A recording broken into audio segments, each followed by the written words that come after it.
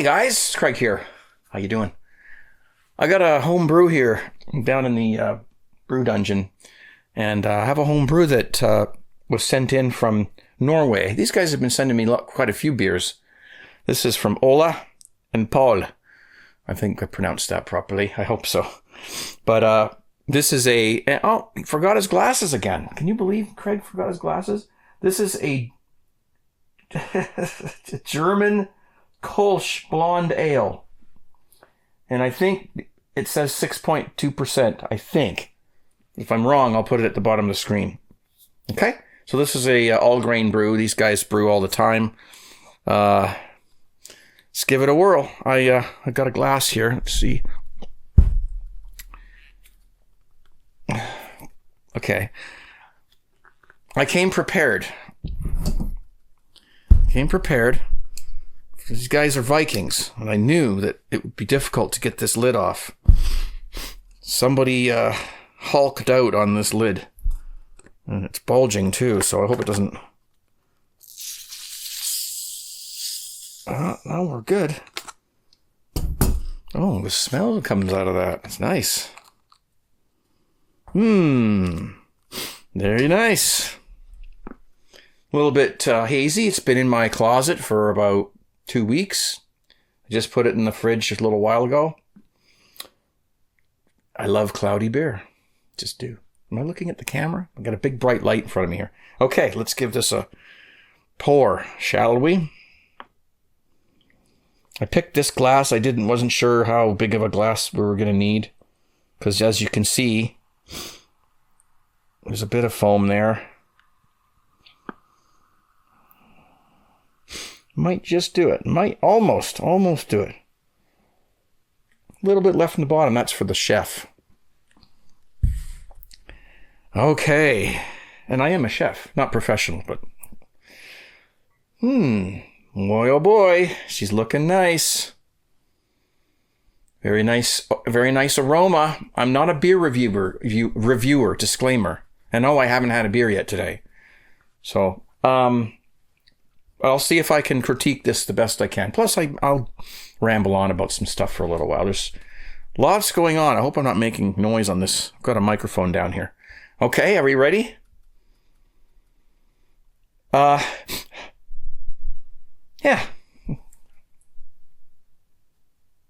Smells nice. I don't know how to describe the smells of beers. You know, they picked me to be this home brew guy, and I don't know a thing about it. Okay, here we go. Cheers to you, Ola and Paul. Thank you so much for sending. There's more. I have a few more of these too. These different kinds they sent in. So, cheers.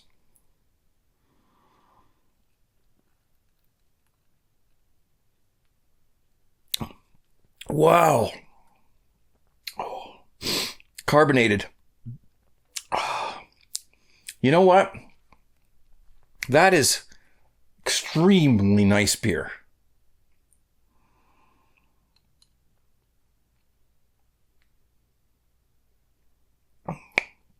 Oh, you know, it's very, well, pilsnery, you know. There's a bit of hops in there, flavor. I don't have a recipe for this, so this is kind of a boring. Sorry, guys. I maybe I do have it, but I don't. I've lost the paper. Maybe they did send it. I can't remember. But it's a very like a pilsnery beer. It has everything is very mild. Okay. So here's me trying to be like, pretend I'm a beer reviewer, which I'm not. There was a few guys on YouTube a few years ago. I wonder if they're still around. I can't remember one of them's name. And he was good at reviewing beers. He knew all the, names of things and all the ways of describing flavors and notes and things. And I watched him for quite a while. I don't know where he went. Maybe he's still around. I can't remember. But this is going to make me burp because it's very carbonated. Holy cow. Excuse me. Jeez. All right, let me see if let's get serious here and see if I can pick stuff out of here. There's definitely, like, all grain beer has a certain thing to it. And, you know, a lot of people who make all grain say that they think that extract beer has a twang, you know? And I've noticed the same twang in all grain beer as well. So I don't think it's got anything to do with the whether it's extract or all grain. Now the twang is not in this. I'm not saying this beer has it. I'm just saying that I have tasted the twang in both styles of beer, of the beer making beer. So we can't blame extract brewing on that as far as I'm concerned. This has it's got that buttery kind of flavor. Is it? Maybe I'm wrong. Hold on a second.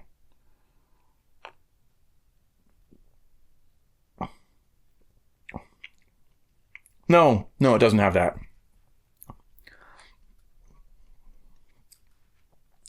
You know what it doesn't have? Is all the ridiculous, horrible aftertastes that a lot of store-bought beers have. This is just a very clean... Did they say it was an ale? I can't tip the bottle now because it's a... Oh, we'll just top it up. That's all. This looks like it might have been bottled from a keg because there's no sediment. German. It's a blonde ale. Yeah. Look at me shaking. Jeez. Let's get this into me. It's very unobtrusive. I will put it that way. I think that anybody who doesn't like beer, excuse me, we're going to be burping. Because the carbonation in this is fantastic. Look, you probably can't see it. What I used to call an upside down snowstorm. You probably can't, I don't know. Let me get it up real close to I doubt it's going to focus. I just broke my bloody... I was getting ready to do this video and I have a wide angle lens for this camera, which I've had since I was like 18. And I lost the little ring off the front of it. And the front lens fell off and smashed. So I no longer have a wide angle lens for this camera. So, there's my sump pump. So, anyway, hopefully everything looks okay. Plus the pink insulation is wonderful, isn't it? We're going for the gusto here. Yeah, my sump pump's back here. Listen. Hear those two little bumps that happen after it? It's kind of like making sure the thing works okay. If I don't hear those two little bumps, then I'm like, something's wrong. Yes, I live above a swamp, actually. Apparently, they built these houses, and there's a lot of groundwater inside in the ground. So we have to have sump pumps, and they come on every once in a while, especially when the snow melts or, of course, when it rains. Back to the beer. Anyone who doesn't like a beer might like this one. It's got beautiful carbon. I can still see the little bubbles going up. If you turned it upside down, it would look like a snowstorm. Like a blizzard, Beautiful. This is very, very well engineered. Guys, you rock. Okay? I have other beers upstairs that we're going to be trying along the way. So, but I chose this one today because it was the biggest bottle and I felt like a beer. So,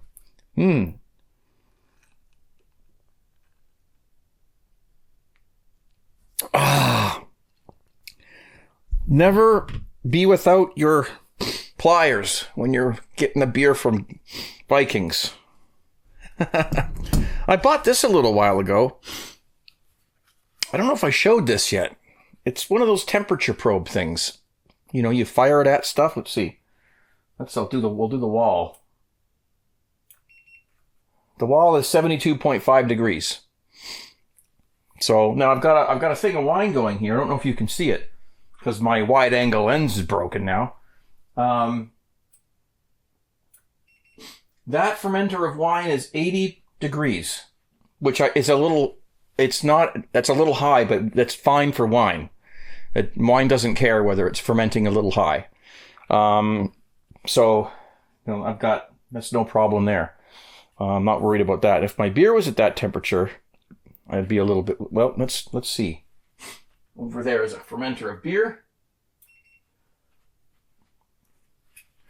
So we'll just put that down. It's a little high too, but it's okay because it's not 80 though. Don't worry. It's like some people don't want to tell their age. Well, I'm not telling you what that's at. Okay, I'll tell you. It's at 78 degrees Fahrenheit. And you know what? I know people are panicking. This yeast that I've been using for about 2 years now has adapted. And some yeasts are okay at higher temperatures. It has put up with my abuse for 2 years. And so now it really works best at higher temperatures. I can't really control it. I mean, this house I live in, it's very warm. And even if I turn off the furnace, it's going to stay down in this basement. It will stay 72 degrees. It's outside. It's what? Well, we're talking Fahrenheit here. Most people don't understand Fahrenheit. I know that, but 32 is freezing, which is 0 Celsius. So when it goes down to about 32 outside, which is 0 Celsius, this house doesn't need a heater. I don't understand it. It just stays around 70 to 72 degrees, which is really cool. In fact, oddly enough, it's warmer in the basement than it is upstairs. I don't know why.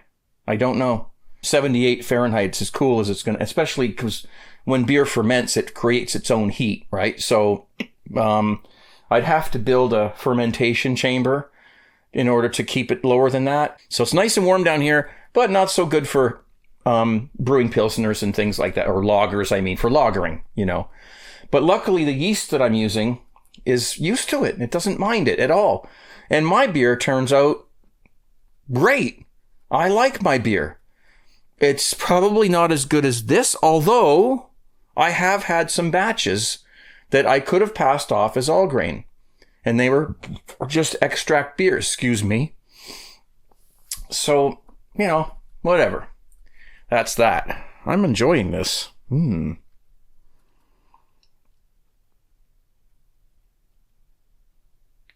Oh, there's something about that Norway water. Don't quite know what it is. The carbonation is staying. We still have the bubbles coming up. What an amazing product. It really is. So in other news, I'm just going to keep sort of bringing you up to date on, stuff going on around here as far as the COVID. The bad word, the C word. We're here in Ontario. We're in the middle of we're getting ready to lock down again. In fact, in a few days, it's boom. And it's, I watch the news and I'm careful which news channels I watch because I don't trust most of them. But,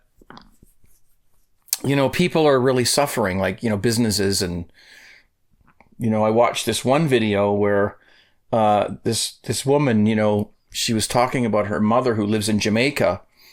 Her mother's older, elderly.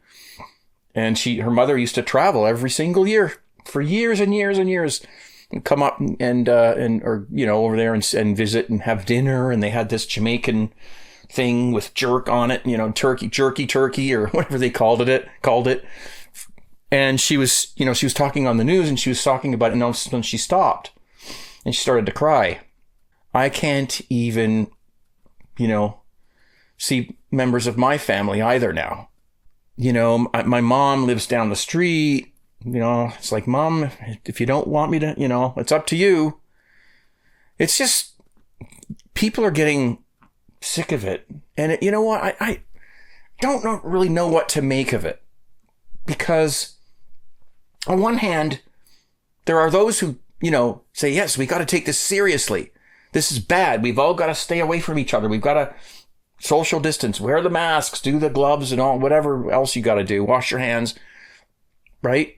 And because this is bad. This thing is, if it is what they say it is, it's bad. But on the other hand, there are those, and I'm not picking sides here, believe me, honestly. There are those on the other, side who say this is nowhere near as bad as they say it is. This is all it's all an orchestra in order to control us and get us to do what they want and all this kind of stuff. And believe me, I really am not taking sides. I wear the masks. I wash my hands. I social distance from people. I follow the rules, basically. And that's just what I do because that's where I'm leaning. And don't get offended if you think that I'm, not taking this seriously. I am, and I'm sure some of you out there know people who have contracted the virus, and some of you may have even known people who have died from it. Okay? So I'm not going to just go to the other side and go, I got friends who won't wear masks and they won't, they won't do anything. They just tell the store owners, I can't wear a mask. I can't breathe. And that's their business. So, it's one of those things where, and I keep coming back to this, but if there was a source of news that we really could trust, then we'd all have the same information and we'd all believe the same thing. But there isn't. I mean, I have certain independent news channels that I listen to and watch. Grain of sand, always, or salt. Is it a grain of salt? Yeah, grain of sand. Yeah, okay. But at least they're in it. They're not in it. They're not being controlled by some huge corporation. They're in it for themselves. They're doing it in their garage or in their kitchen or something like that, and they're making money off of it, and they're trying to get the truth out there. Are they biased? I don't know. Maybe. Excuse me. Maybe not. But I trust them more than I trust the big, news networks. So, trying to get the truth, from everybody is a little bit difficult these days. And it has been for many years. Because there's, it's all scrambled and mixed around. It's hard. And so I just wish, and don't you wish, that there was just one source of news that the world could trust? Don't know if there is, really. It's always there. It's always there. It's, Anyway, I just thought I'd throw that out there. That's my sort of rant for today. I'm going to have to do these rants because, I taste these beers. I got to have something to talk about, right? And I really don't have any particular content right now. I'm not brewing anything at the moment, as you can see. And I'm just doing the Cooper's kits. And now, with the lockdown, I don't even know what ingredients I'm going to be able to get. So, probably going to be ordering food from, Walmart for delivery and stuff like that. This is bad. Now, on the flip side of it, we're strong people and we can get through it. We can get through this. And we will, unless some trick's being pulled on us, we will get through it. And, we just have to be patient and wait. But people are traveling and they're going here and they're mingling with other people. And this thing is growing and is spreading all around, is what we're being told anyway. And I'm just going to believe that because I don't have any reason not to. But I'm a skeptic. If you know me, you know damn well that I don't trust news networks. At least most of them anyway. Look at that. Look at how it keeps that little... See, that's what the upside down snowstorm does. Okay? Those bubbles that keep rising up, they keep forming this cap on this beer. Now, if you can achieve that when you're home brew, that is very, very good. And what does this cap do? Why is that important? Because it gives the beer a mouthfeel. When you sip the beer, it's like, when you have a cappuccino And it's got that cream on the top, that that froth or whatever it is. It gives it a mouthfeel.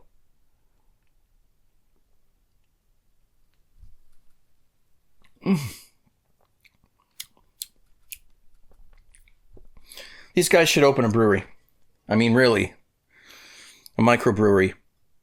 Maybe they almost have one microbrewery. But I've seen Ola, one of them, Paul. He calls himself Paul, but it's pronounced Paul, I think, in Norway. Sometimes he calls into my show on Friday night, and he opens up his keg, his kegerator freezer thingy, and there's like kegs. It looks like a honeycomb in there. He's just all these kegs, in there. He's got beer all over the place. Thinking of moving to Norway. Anyway, listen, that's all I have.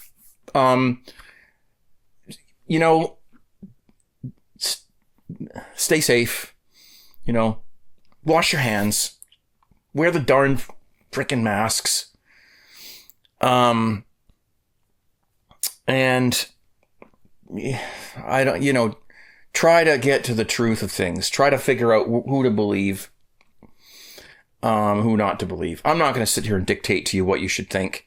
You need to dig for yourself. A lot of people just come home from work and they go and watch the evening news and they think that's it. No, it's not it.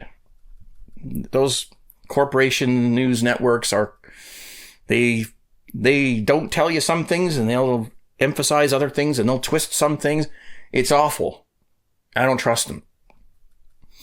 So, people need to, they need to find other sources of information. And a lot of people don't have time for that. Right? And I'm not talking about conspiracy theorists and whatever. There's a lot of things that, people think are conspiracy theories when they're actually not. And there's a lot of other things out there that are. So again, it's a mismatch. It's a mismatch or mashup of information. And that's why people get in fights, because they, this guy watches that news network and that guy watches that news network. And then they start talking and it's like, what are you talking about? And then they hate each other. It's like divide and conquer. It's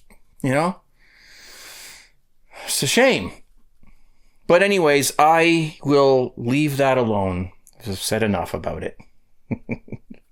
You guys can post comments down below. You can fight with me or tell me I'm an idiot or whatever you want to do. That's fine. Maybe I am. But I appreciate you watching. And I'm going to finish this beer off camera and go on, Amazon and find a new lens for my camera. It's okay. The lens was I bought it when I was 18. So it was 30 some odd years old. The thing been around for so long and the front of it just fell off and it broke. Psh, all over the floor. Whatever. Right before I shot this. Isn't that nice? So I hope I still look okay, because that lens made me look 10 years younger. Okay. All right, guys. Thanks so much for watching. Please take care. Be safe. Do what you got to do. And we'll see you very soon here on CraigTube. Thank you. See you later. Bye-bye. 17.